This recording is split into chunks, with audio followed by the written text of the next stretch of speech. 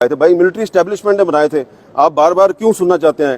Military establishment نے بنائے تھے. اور اب اگر آج ارشد شریف کا جو جوڈیشل کمیشن ہے اس کے راہ میں روڑے اٹکائے جا رہے ہیں تو آپ کس پہ شک کریں گے؟ انہیں پہ شک کریں گے نا جنہوں نے مقدمات بنائے تھے.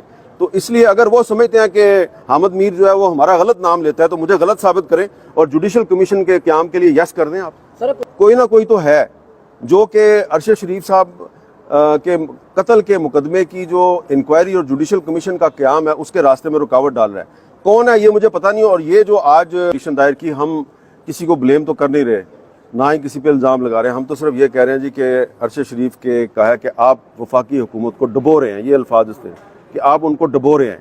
تو وزیر اعظم شہباز شریف صاحب سے گزارش ہے کہ اسلام آباد ہائی کورٹ کے چیف جسٹس کے خیال میں جو آپ کے وکلا ہیں وہ آپ کو اس ہائی کورٹ کے سامنے ڈبو رہے ہیں. مہربانی کریں. دیکھیں جی, ہمارا جو مقصد ہے وہ صرف یہ ہے کہ ارشد شریف صاحب جو ہیں ان کی شہادت کو تقریباً 2 سال مکمل ہونے والے ہیں, اور اس پہ سپریم کورٹ نے بھی سو موٹو ایکشن لیا تھا. اس کے بعد 2023 میں انہوں نے جو آخری ہیئرنگ کی, اس کے بعد ہیئرنگ نہیں ہوئی. تو پھر جب کافی عرصہ گزر گیا تو پھر ہم نے اسلام آباد ہائی کورٹ میں پٹیشن دائر کی. ہم کسی کو بلیم تو کر نہیں رہے, نہ ہی کسی پہ الزام لگا رہے ہیں. ہم تو صرف یہ کہہ رہے ہیں جی کہ ارشد شریف کے قتل کی انکوائری کے لیے ایک جوڈیشل کمیشن بنایا جائے. تو جو پچھلی ہیئرنگ تھی اس ہیئرنگ میں جب چیف جسٹس اسلام آباد ہائی کورٹ عامر فاروق صاحب نے وزارت داخلہ اور وزارت قانون سے یہ کہا کہ آپ ہمیں 6 اگست کو آگے بتائیں کہ آپ کمیشن بنانا چاہتے ہیں یا نہیں بنانا چاہتے, تو اسی دن شام کو ایک پریس ریلیز جاری ہوئی اور کہا گیا جی کہ سپریم کورٹ جو ہے وہ اس نے 3 رکنی بینچ بنا دیا جو انکوائری کرے گا. اور بعد میں پھر اس کی ہیئرنگ نہیں ہوئی اس 3 رکنی بینچ کی, اور کہا گیا جی کہ کوئی ڈسپیوٹ چل رہا ہے کہ 5 ممبر بینچ ہوگا یا 3 ممبر بینچ ہوگا.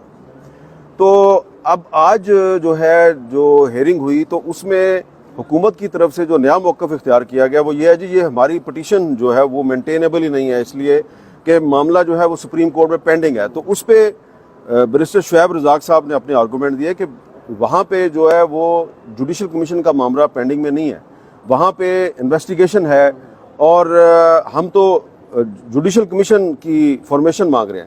تو اس پہ جو سرکاری وکیل صاحب تھے انہوں نے جو آرگومنٹس دیے تو چیف جسٹس صاحب اس سے مطمئن نہیں تھے.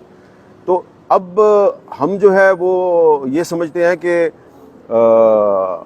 مقصد ہمارا کیا ہے کہ ارشد شریف صاحب کو انصاف ملنا چاہیے.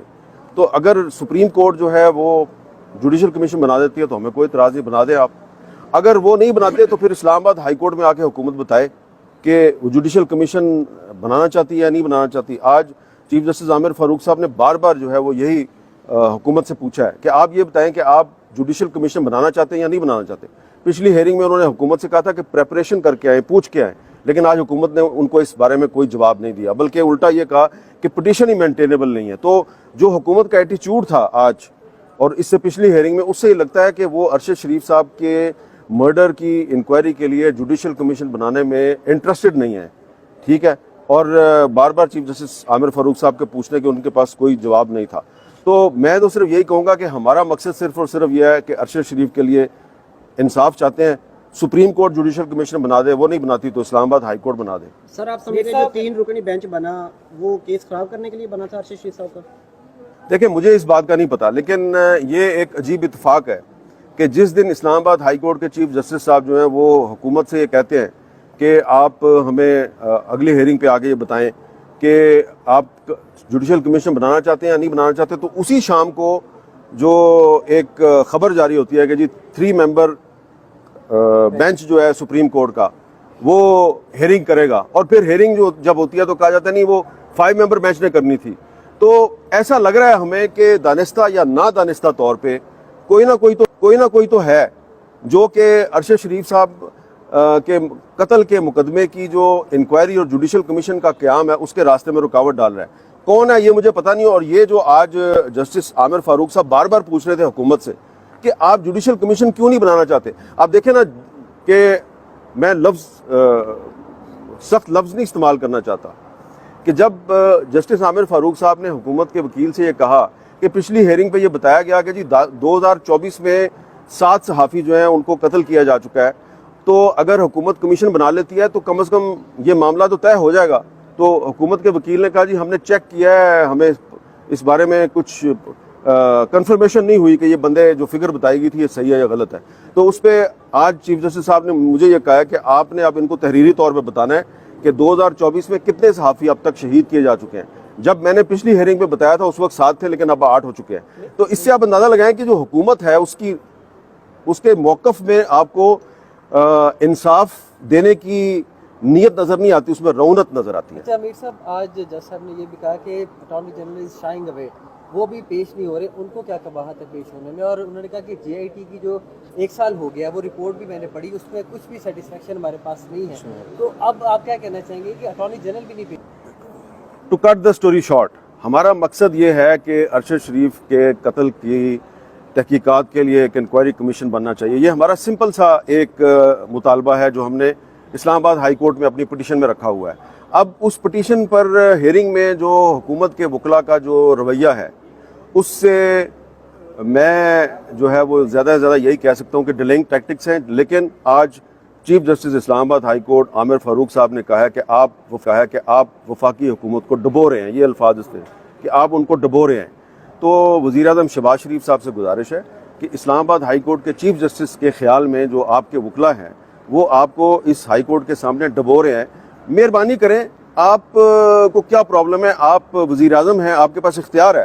آپ ارشد شریف کے قتل کی انکوائری کے لیے ایک جوڈیشل کمیشن کے قیام کا اعلان کر دیں, معاملہ ختم ہو جائے گا.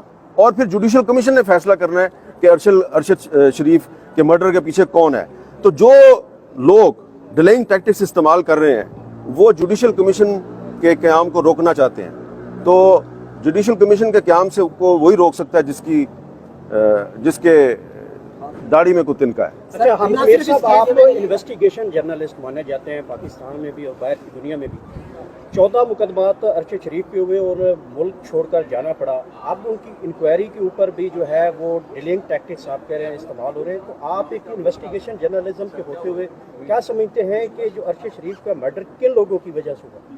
دیکھیں, یہ تو پچھلی جو ہیئرنگ تھی اس میں چیف جسٹس عامر فاروق صاحب نے بار بار حکومت سے پوچھا کہ یہ بتائیں کہ وہ کیا سرکمسٹانسز تھے جن کی وجہ سے ارشد شریف کو پاکستان چھوڑنا پڑا.